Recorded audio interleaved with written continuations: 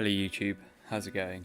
So today we're going to be talking about my passion for website development and why that passion has dwindled down over the years. And basically it all started when I was in secondary school. I started making flash games because I could create these flash games and have amazing feedback, but also so I could play them at lunchtime and they won't be blocked by filters because they were my own creations. So it was a win-win really, because I was constantly learning but also constantly getting away with being able to play games. And then my friend introduced me to being able to download RuneScape and having your own private server. So I downloaded this myself and started playing around with it, trying to do different things to make characters do specific stuff and put my own sort of designs and stuff into it as well. So it was really cool, but that wasn't quite what I wanted to do. So I basically went into animal care at college, of all things. Went into animal care for a year.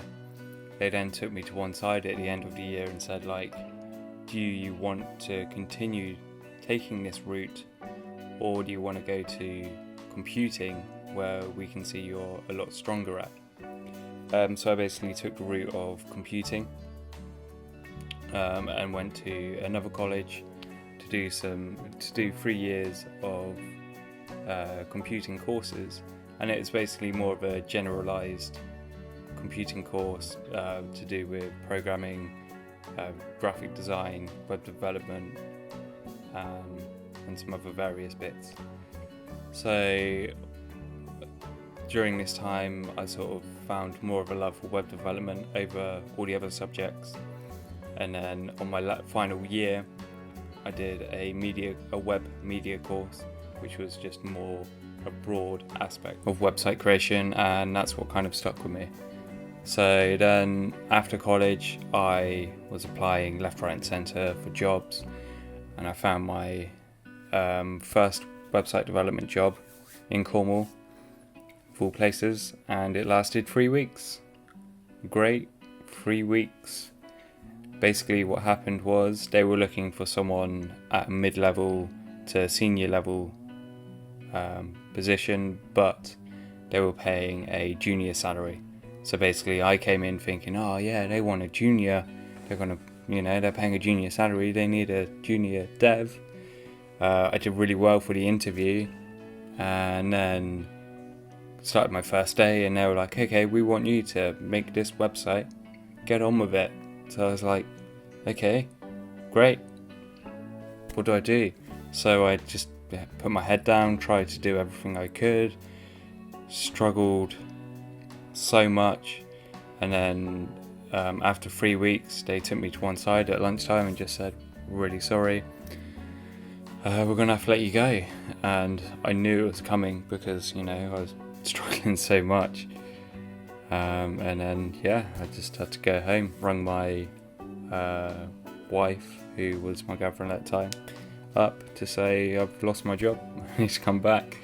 Luckily I managed to go back to a previous job as a cashier, so that was good.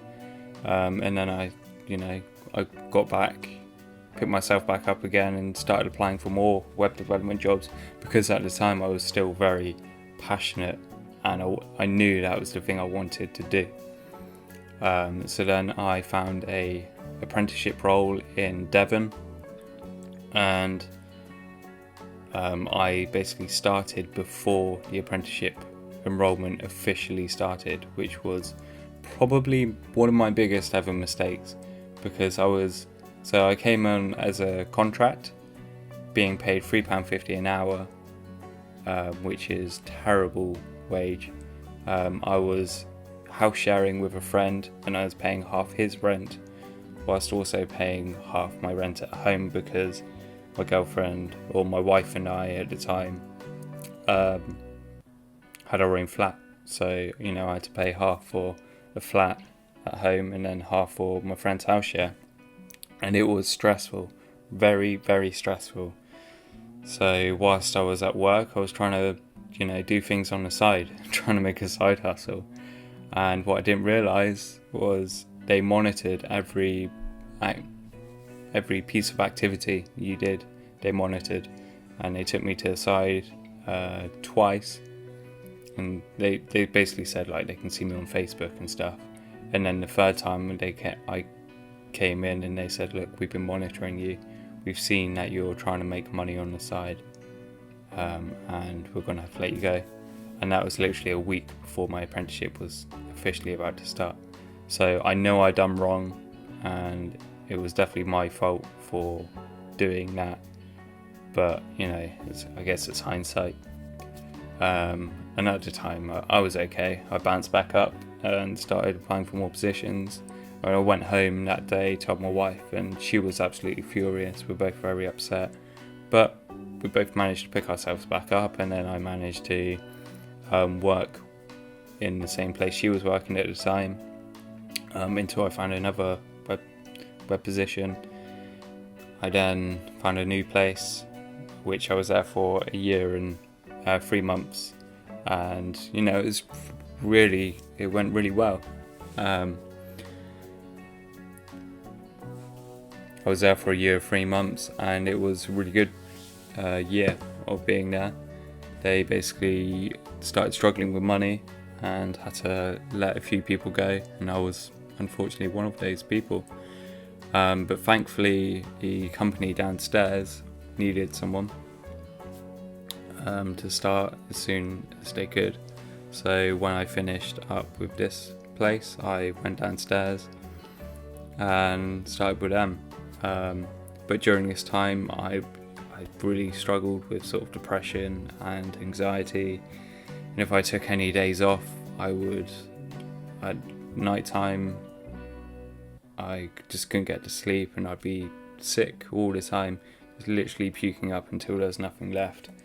And it was absolutely terrible. I had to go to doctors and start speaking to someone through therapy, and it was a horrible experience. But during my time with this company, I was the only developer, and I felt like I needed to be in a place where there was more developers.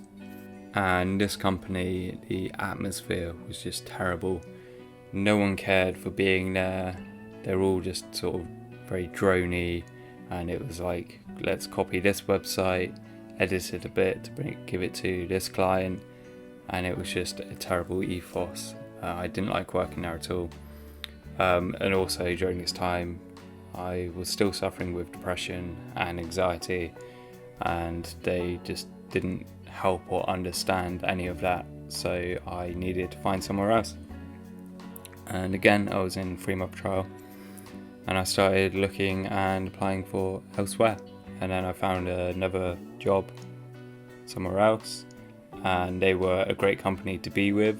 I finally found like another place where I could be happy, until the previous owners sold up, and they falsely inflated their company to the new owner, and the new owner thought it was making a lot more money than it actually was, and he actually managed to sue them for a lot of money because of the position they put him in.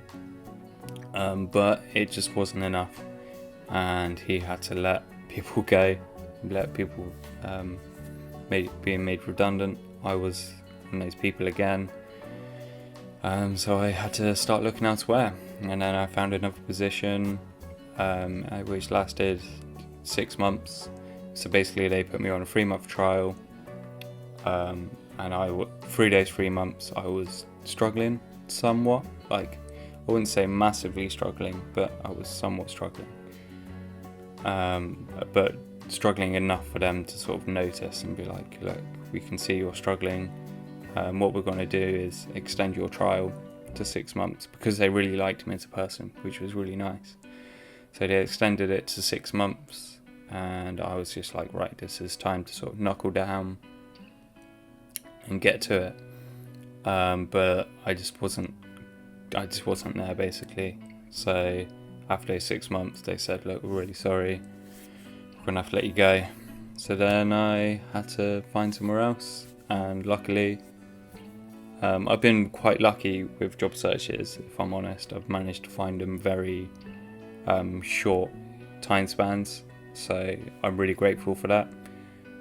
So I found this new place, and I was there for over 2 years, and it went really great. They treated everyone like family. It was an amazing atmosphere.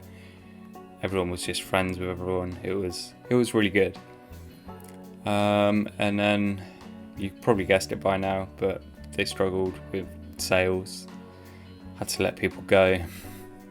I was one of those people. And then so now I own my own business, my own web development business. I'm now a contractor, and I kind of want to get more into freelancing as well. But it's kind of killed that passion I once had. All this, like losing my job all the time, it's just killed my passion for web development in that industry. So I'm kind of sort of exploring other avenues now. YouTube is one of them, blogging, just trying to get maybe some other kind of source of income, which could potentially become my main source of income. And that's pretty much it. That's my story. I hope you enjoyed this one. If you did, please smash that like button. Please hit the subscribe button down below if you want to see more. And I'll see you guys in the next one.